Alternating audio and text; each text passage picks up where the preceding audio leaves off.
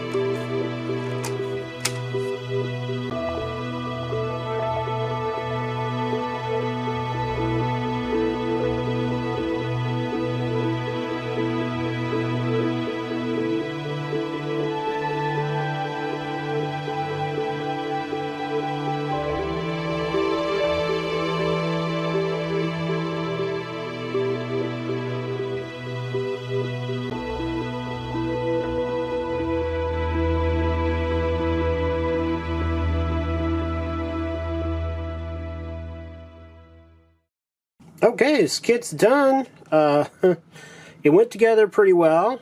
I'm not sure about the arm construction. I don't know if the pictures really showed you very well how that was supposed to go inside.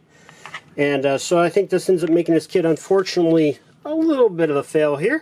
He looks really good as long as you don't touch him, but as soon as you touch him, he has problems. He is very difficult. He's a bit difficult to balance.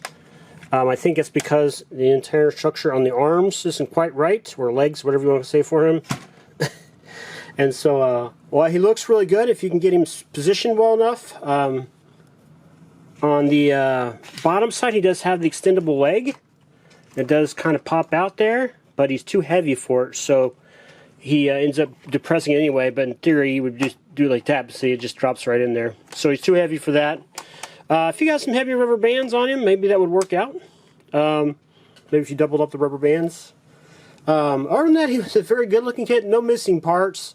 He was pretty fun to put together. He's a little complicated. I wouldn't necessarily recommend him for a first time builder anyway, but as you can see though, he does have his faults. So was this the best Temu kit ever? No, it wasn't. Stick with the Lego brand on this one, guys. I'm sure it would have been a much better result than what this guy was.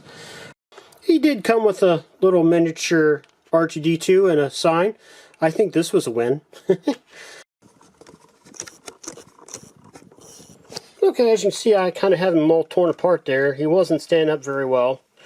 And at times doesn't, but it's doing better now. This is able to come out further. And there is a place in here on page 12, this little device. They don't really give a good look at what it looks like when you've got them actually plugged in and what it's supposed to do. I think I've got it now. I probably didn't before. So I'll get his skins back on here and he'll hopefully be in a little better shape. However, now this doesn't want to go in, but I'm going to go with what I got. Okay, well, after taking all the skins off and relining everything, he actually was standing pretty good. But putting everything back together, you get that. So, I got the middle fit working a little bit better, and I readjusted some stuff inside the shoulders, and still, I would say he's working a little bit better in the right direction, but still not enough, obviously, because he just falls like that.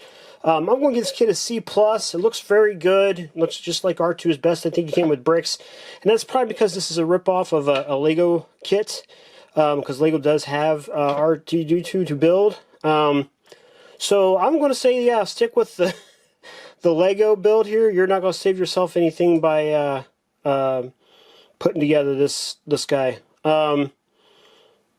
If this video gets, we'll just say 15 likes, I'll buy the Lego one and we'll compare it. Mrs. Sloan's Reviews thinks we should buy the other one and make a comparison, but I don't get much for these videos. You know, I'm heavily in debt because of these videos. So yeah, if you give me 15 likes, I will get the Lego version and build it in comparison. All right, well, thank you again for watching Sloan's Reviews. Please hit that like button. Please consider subscribing to our Patreon for $3 a month. You get ad-free access to our videos.